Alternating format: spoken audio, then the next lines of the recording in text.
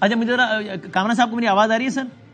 جی میں سن رہا ہوں سر. ہاں اب مجھے آپ کی آواز آ رہی ہے, پہلے نہیں آ پا رہی تھی. پلیز آپ بتائیے گا اس ججمنٹ پہ اگر آپ کوئی کامنٹ ہو, اور آپ کی رائے میں نااہلی باقی ہے یا چونکہ سزا معطل ہو گئی اور نااہلی سزا کی بنیاد پر ہی ہوئی تھی اس لیے فی الوقت اس نااہلی کو بھی معطل سمجھا جائے؟ نہیں, نااہلی اس میں دو چیزیں ہوتی ہیں, ایک تو کنوکشن ہوتی ہے اور ایک سینٹینس ہوتی ہے. سینٹینس تو سسپینڈ ہو جاتا ہے, کنوکشن جو ہے نا وہ آپریٹ کرتی ہے, وہ ریمین ان فیلڈ ہوتی ہے. تو میرا جو اپنا اوپینین ہے کہ وہ باوجود اس کے سینٹینس جو ہے وہ سسپینڈ ہو گیا اور وہ مچکر داخل کرنے کے بعد جو ہے وہ بیل آؤٹ ہو جائیں گے ایٹ لیسٹ اس کیس کی حد تک. مگر چونکہ کنوکشن برقرار ہے تو وہ پھر انلیس کہ اس کو ججمنٹ سیٹسفائیڈ ہو وہ اس میں نااہلی برقرار رہے گی. اس میں اس کے اوپر جو نا میرا اپنا یہی ہے. باقی آپ کہہ رہے ہیں کہ اس پہ تبصرہ تو 3 سال سزا بھی 3 سال کی سزا میں عام طور پہ سسپینشن ہو جاتی ہے. 2 کیس میں 426 کی لینگویج اگر مجھے درست طور پہ یاد پڑ رہی ہے تو اس میں یہ ہے کہ ایز آف رائٹ جو ہے اگر 6 مہینے اپیل پینڈنگ رہے تو شاید پھر ایز آف رائٹ ہوتی ہے, مگر نارملی ہو جاتی ہے. یہ کوئی ایسی کوئی ایکسٹرا آرڈنری بات نہیں ہے. ایکسٹرا آرڈنری بات صرف اس میں یہ ہے کہ جو سپریم کورٹ میں میٹر پینڈنگ ہے وہ کسی درمیانے حکم کے خلاف پینڈنگ ہے, اور اس میں جو ریمارکس آئے باوجود اس کے کہ فائنل ججمنٹ آ گئی ہے اور جو درمیانی احکامات ہیں اس فائنل ججمنٹ میں مرج ہو گئے ہیں, اور جو ریمارکس آئے وہ سپریم کورٹ کی بینچ کے وہ جو ہے نا وہ نارمیلٹی نہیں ہے, وہ اب نارمیلٹی میں اس کو کہہ سکتا ہوں میرے اپنے خیال کے مطابق. ٹھیک ہو گیا. اچھا سر میں دوبارہ تو آپ کی طرف, اور یہ ہمایوں صاحب گور صاحب آپ بتائیے گا سر, آپ کا بھی یہی اوپینین ہے کہ سزا چونکہ ختم بہرحال نہیں ہوئی ہے اس لیے نااہلی باقی ہے ابھی بھی؟ دیکھیں جہاں تک ٹرائل کورٹ کا تعلق ہے, ٹرائل کورٹ نے اپنی ججمنٹ دے دی تھی جیسا آپ نے پڑھ کے بھی سنایا ان کو, تو وہ اس میں کئی نااہلی کا ذکر نہیں تھا. نااہلی کا ایک نوٹیفیکیشن الیکشن کمیشن نے آن اٹس اون کیا ہے.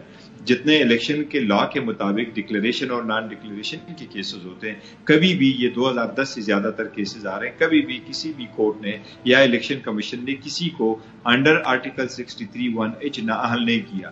نہیں, یہ کیسز مارل ٹرپیچیوٹ کے کیسز ہوتے ہیں جس میں آپ ان کو نااہل کر لیں. الیکشن لا میں ضرور ایک پروویژن موجود ہے سیکشن 232 کہ اگر کوئی کنوکٹ ہو جائے تو الیکشن کمیشن اس کی ہیئرنگ کر لے, اس کے سرکمسٹانسز دیکھے, ان کو نوٹس کرے, ان کو بلائیں. اگر سمجھتی ہیں کہ سیریس میٹر ہے تو پھر تھوڑے سے اپ ٹو 5 ایئرز ڈسکوالیفیکیشن کرے. لیکن الیکشن کمیشن نے کوئی نوٹس نہیں دیا, کوئی ہیئرنگ نہیں کی. On it's own based on the judgement انہوں نے ایک نوٹیفیکیشن کیا. میں سمجھتا ہوں کہ اس نوٹیفیکیشن کو ہم الگ سے چیلنج کریں گے اور وہ نوٹیفیکیشن بھی ختم ہو جائے گی, کیونکہ ابھی قانون کے مطابق ڈسکوالیفیکیشن صرف وہی ہے جو آرٹیکل 62 اور 63 میں ہے. خان صاحب کوئی ڈسکوالیفائڈ نہیں ہوئے. اچھا آپ کہہ رہے ہیں وہ نااہلی ہوئے ہی نہیں تھے, الیکشن کمیشن نے جو نوٹیفیکیشن کا وہی غلط تھا.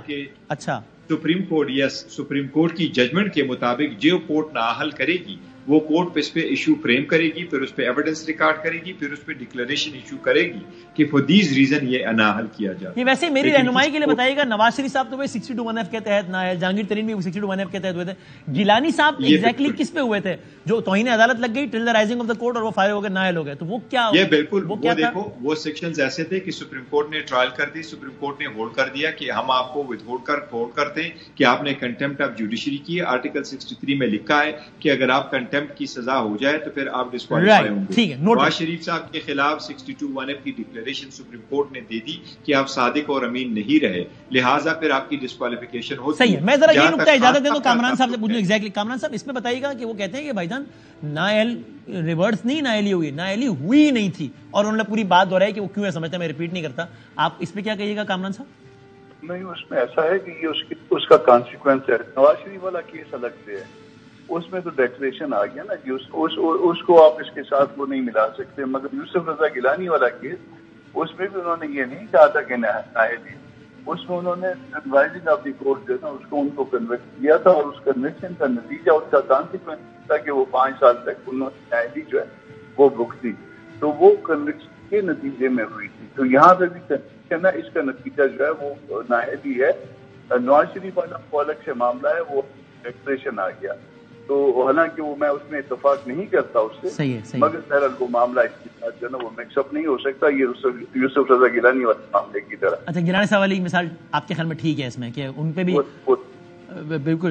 اچھا ویسے کے نتیجے میں ہوا تھا. Correct. Towards the end Kamran صاحب آپ کی وہ ایک ظاہر ایک سیاسی وابستگی بھی ہے، تو میں اس حوالے سے پوچھ لوں، اس وقت عوام کا ظاہر سب سے بڑا سوال عوام کا بجلی کے بلوں نے جو مت ماری ہوئی عوام کی، but was very interesting to see کہ جے یو آئی فے بھی اس پہ احتجاجی مظاہرے کر رہی تھی. تو مطلب جو لوگ 10 دن پہلے تک گورنمنٹ میں تھے، یہ تو جب جے یو آئی فے گورنمنٹ میں تھی اس کے بل آئے جنہوں نے لوگوں کا بیڑا گرک کر دیا اور احتجاج کر رہے ہیں اس کے خلاف. تو یہ کھلا تضاد ہے نا کامران صاحب. اس میں ہم کسی حد تک اپنی ذمہ داری جو ہے وہ قبول کرتے ہیں، مگر ذمہ داری کو آپ کوئی 2.5-3 منسٹریوں تک برقرار وہ رکھیں گے نا جی. وہ ٹھیک ہے، بہت سارے مسائل حل نہیں ہوئے، ہمارا ایک اپنا سٹانس ہے، ہم الزام لگاتے ہیں کہ یہ اس ہم سے پہلے والی گورنمنٹ کی وجہ سے ہوا. وہ درست ہو سکتا ہے، وہ غلط ہو سکتا ہے، کوئی اتفاق کر سکتا ہے، کوئی اتفاق نہیں کر سکتا، مگر اسٹل جو لوگ اتفاق نہیں کرتے وہ اس 80 رکنی یا 90 رکنی کابینہ میں ہم کو 2.5 کا وہ دیں گے نا، یا 3 کا وہ دیں گے نا، 3 منسٹریوں کا وہ الزام دیں گے نا، اس سے زیادہ کا تو نہیں دیں گے. کامران صاحب یہ اتنا سمپل نہیں ہے نا، چونکہ اگر آپ آج آپ یہ کہہ رہے ہیں متعلقہ منسٹری سے پوچھیں کہ وہ اس کی ذمہ دار ہے، نہیں اگر آپ سپورٹ وڈرا کر لیتے تو گورنمنٹ نے گر جانا تھا، تو گورنمنٹ قائم آپ کے دم سے تھی. تو یہ تو نہیں اتنا سمپل نہیں تھا کہ آپ کہیں اور اس منسٹری سے پوچھو مجھے کیا پتا. اس میں بادامی صاحب ایسا ہوتا ہے بعض اوقات کہ آپ جو ہے نا وہ ساتھ چل رہے ہوتے ہیں اور درمیان میں یا آخر میں جو ہے سپورٹ وڈرا کر لیتے ہیں، تو وہ اس میں یہ ہوتا ہے کہ آپ جو ہے نا جب وہ کام کا وقت تھا وہ اس میں آپ ساتھ تھے اور اس میں آخری دنوں میں آپ اس سے الگ ہو گئے، تو یہ یقیناً بہت بڑی زیادتی ہے. بجلی کے بل بہت بڑی زیادتی ہے، گیس کے بل بہت بڑی زیادتی ہے، یا مہنگائی بھی جو ہے نا. لیکن سر ایک حکومت کے ساتھ چٹان کی طرح کھڑے رہنا ایک وقت میں، حکومت جانے کے 8 دن بعد کہنا کہ بھائی بجلی کے بل بڑے مہنگے کر دیے اس حکومت نے، اس کے خلاف احتجاج کر رہا ہوں میں بھی، یہ بھی تو تضاد ہے نا. ہم اس کی ذمہ داری اپنی حد تک قبول کر رہے ہیں، ہم قبول کر رہے ہیں، مگر اس کے لیے ہمارے پاس اپنی ایکسپلینیشنز ہیں. اپنی ایکسپلینیشنز ہمارے پاس یہ ہے کہ کسی کے ساتھ کوئی معاہدہ کرتا ہے اور معاہدے سے ڈر جاتا ہے تو پھر اس کے کانسیکوینس بھگتنے پڑتے ہیں. مگر اسٹل ہم یہ کہہ رہے ہیں کہ پبلک کے ساتھ زیادتی بہت بڑی زیادتی ہے جو ہوئی ہے، اور جس میں اور آخر اس زیادتی کا ذمہ دار کون ہے؟ اس میں ہم اپنا شیئر بھی تسلیم کر رہے ہیں. اس زیادتی کے اندر جو ہے نا اس وقت چونکہ ہم گورنمنٹ تھے، اس کی جو کچھ ہوا پبلک کے ساتھ زیادتی ہوئی، اس میں ہم کو بھی ذمہ دار سمجھا ہے. اس میں ہم بالکل جو ہے تو 2 اور 2 4 کروں تو احتجاج آپ کے اپنے بھی خلاف ہے کسی حد تک. جی بالکل اپنے بھی خلاف، کوئی اچھی بات نہیں ہے، وجوہات بھی موجود ہے. اور وجوہات جو ہے نا وہ اگر فرض کر لیجیے کہ آپ ایگریمنٹ کر کے آئے ہیں کہ سرٹن آپ نے اماؤنٹ بڑھانی اور حکومت جاتے ہوئے دیکھیں اور وہ اس میں اماؤنٹ کم کر دیں، وہ بھی ٹریپ لگا جائے، تو وہ اس کے ظاہر ہے کانسیکوینسز ہوں گے. پھر اس کے بعد اگر ایک سال میں 3 کمیاں توڑ دیں، پھر اس کے بعد صدر صاحب جو ہے نا مسائل کریٹ کرنا شروع کرتے ہیں، تو بہت ٹھیک ہے سر. بہت شکریہ sir. Noted. Thank you very much sir. Kamran صاحب، گور صاحب، بہت بہت شکریہ.